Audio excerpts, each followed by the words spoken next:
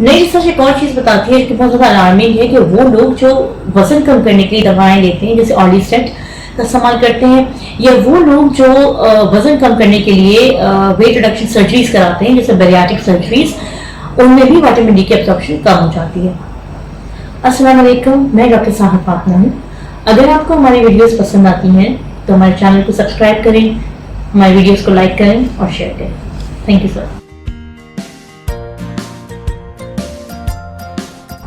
अस्सलाम वालेकुम, मैं डॉक्टर साहब फातिमा हूँ। मैं कंसल्टेंट गायनेकोलॉजिस्ट हूँ। मेरी स्पेशलिटी है गायनी की इंडोस्कोपिक सर्जरीज में और गायनी की कैंसर रिलेटेड सर्जरी में। इसके अलावा मैं फीमेल की दिल प्रॉब्लम से भी डील करती हूँ, जिनमें बेऔलादी के रिलेटेड केसेस और फीमेल की दीगर प्रॉब्लम्स शामिल। आज इस प्रॉब्लम के बारे में बात करूंगी, उससे हम सभी कहीं ना कहीं डील कर रहे होते हैं, चाहे आप मेल हो या फीमेल हो या बच्चे हो या बूढ़े हो, और वो प्रॉब्लम है विटामिन डी की डिफिशिएंसी।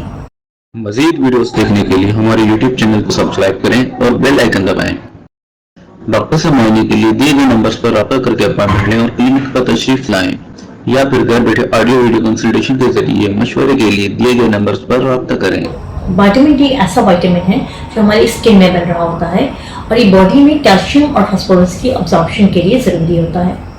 अगर विटामिन डी कम हो तो हमारा इंटेस्टाइन कैल्शियम और फास्फोरस को अब्सॉर्ब नहीं कर पाता, जिसकी वजह से ये बॉडी कैल्शियम और फास्फोरस की कमी पूरी करने के लिए हमारी हड्डियों से कैल्शियम लेना शुरू कर देती है, जिसकी वजह से बोन की डीमिनरलाइजेशन हो जाती है, यानी हमारी हड्डियां खोखली होने लगती हैं, कमजोर होने लगती हैं, जो आगे जाके बहुत सी प्रॉब्लम्स कर सकती हैं।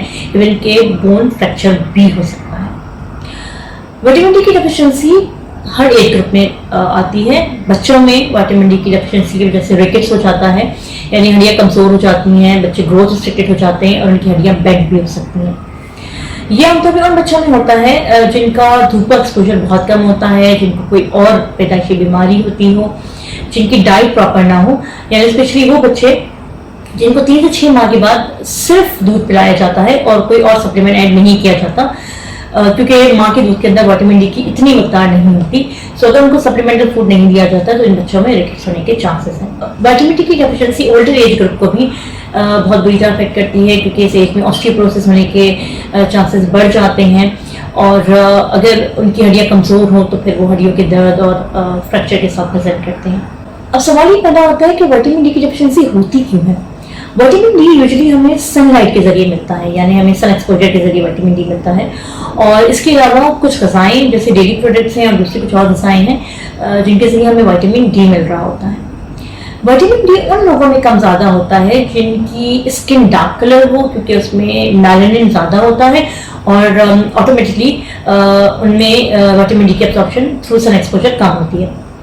इसके अलावा एज के साथ बहुत छोटे बच्चों में या वो लोग जिनकी एज 65 से ऊपर होती है, उनमें एज के साथ साथ स्किन के जरिए विटामिन डी की एब्जॉर्प्शन कम हो जाती है। वो लोग जो इमोबिलाइज होते हैं या जो इंडोर ज्यादा रहते हैं या जो अपनी स्किन को टोटली कवर करते हैं, आमतौर पे उनमें भी विटामिन डी की डेफिशिएंसी ज्यादा पाई जाती है।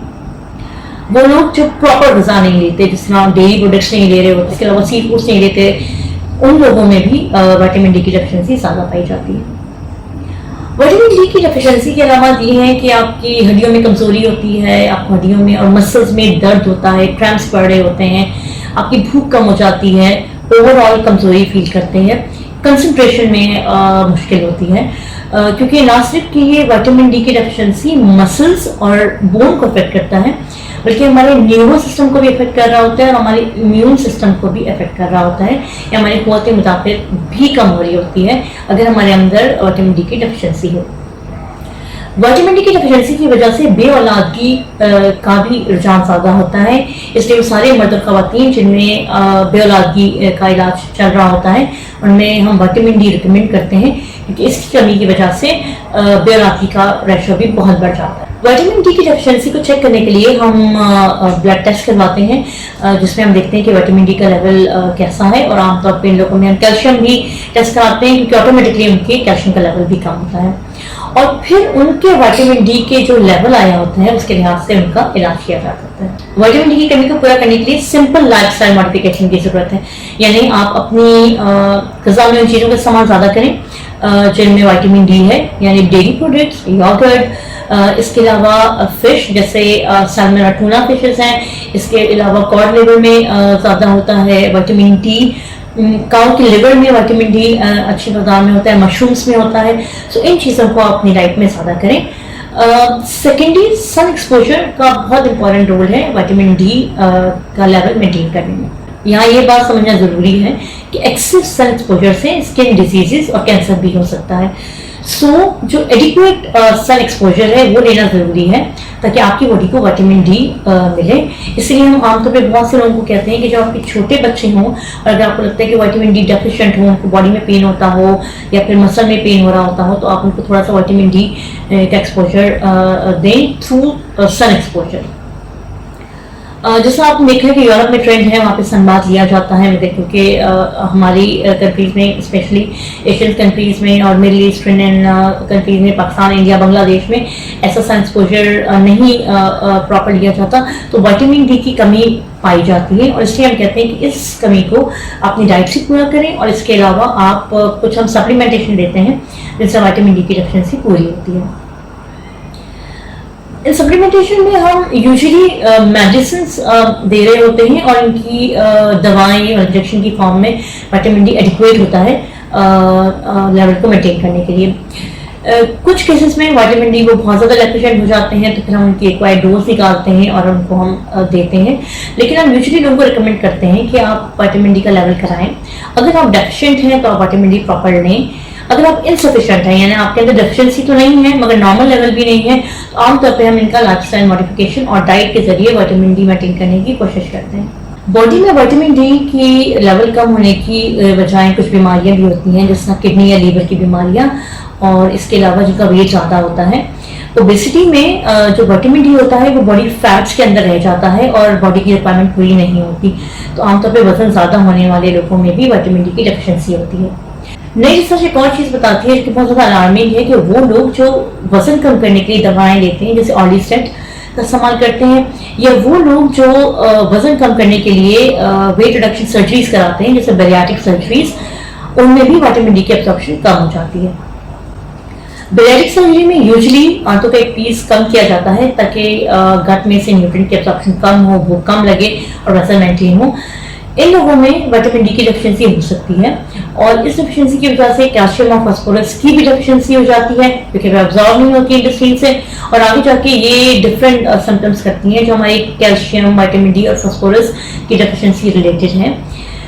इनमें एक तो सबसे पहले मैंने बताया कि हमारी हड्डियां घुलने लगती हैं, कमजोर हो जाती हैं, हड्डियां बेंट होने लगती हैं, पेन होने लगता है, क्रैम्प्स पड़ने लगते हैं लोगों में, और इसके बाद ऑस्टियोपोरोसिस का अमल शुरू हो जाता है। ये अमल इतना खतरनाक भी हो सकता है कि बाद में इसमें फ्रैक्चर्स हो जाएं, क्योंकि जब हड्डी कमजोर हो जाती है तो वो हमारी बॉडी का वेट बेयर नहीं कर सकती और फ्रैक्चर्स होने के चांसेस हैं। इवन ये फ्रैक्चर्स ओल्ड एज में नॉर्मल एक्टिविटी के दौरान भी हो सकते हैं, यानी अगर कोई स्ट्रेंथ काम नहीं भी कर रहे या गिरे नहीं भी हैं तब भी फ्रैक्चर हो जाए, तो इसकी वजह हमारी कमजोर हड्डियां होती हैं। कमजोर हड्डियां एज के साथ साथ प्रोग्रेस करती चली जाती हैं और इसके बाद जो कि डिफरेंट बीमारियों की वजह बन सकती हैं, जैसे लोग इमोबाइल हो जाते हैं, चलना फिरना छोड़ देते हैं, इवन की भूख कम करना शुरू हो जाती है, loss of appetite, loss of memory होना शुरू हो जाती है, और इनमें फ्रैक्चर्स भी हो सकते हैं।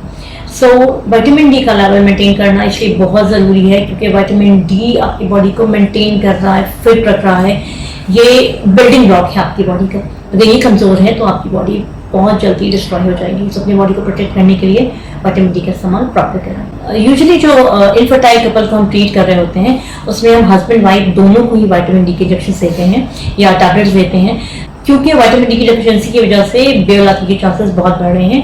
और नई रिसर्चेस यही बताती हैं कि जो लोग विटामिन डी डेफिशिएंट हैं उनमें इनफर्टिलिटी के केसेस बढ़ते जा रहे हैं।